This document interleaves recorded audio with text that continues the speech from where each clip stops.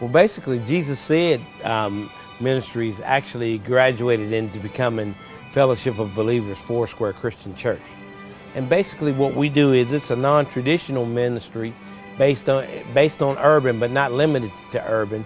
And what we do is we try to find the unchurched, the person who doesn't go or who would normally not go. And basically, if they won't come to us, we'll go to them.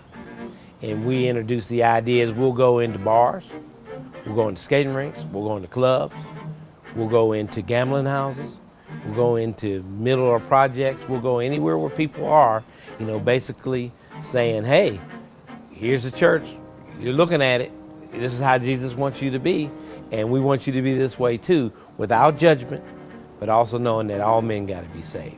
Well, basically where we work, we believe that we have a saying, says, fight in place and occupy the wall where you are. And our attitude was that wherever God has us, that's where we're supposed to minister. If I'm in a barbershop, that's where I'm supposed to minister.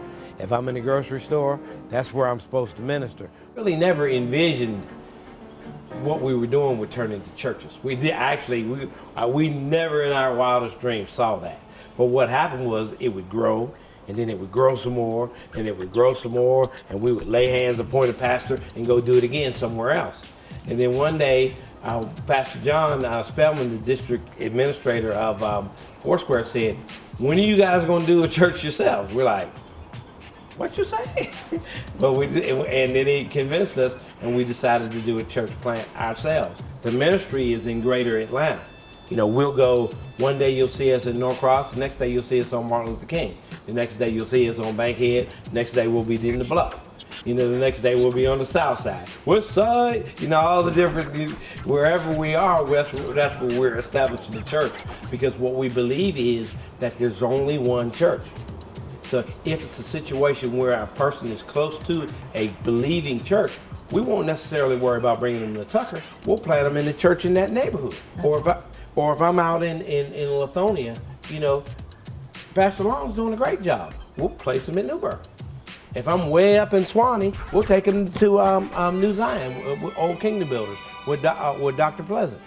But it's a situation where we try to look for the leading of God to place the different people to even believe that God was a good God was shown to me by Edward Mitchell, my dad, because nobody was a stranger. Him and his family were the type of people that would see somebody washing clothes at the laundromat, and they would bring them home, save the money, and wash clothes in our house. And he always fed the neighborhood. He always took the kids around. He was everybody's dad. Everybody sees me, but the real boss is Michael, and he's also the real enabler, because some of the things that we're able to do, like we'll be able to do this and we'll be able to do that.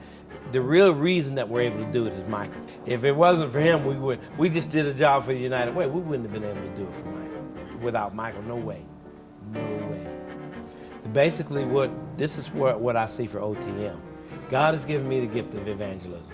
And that means that nobody's a stranger to me either, just like my dad.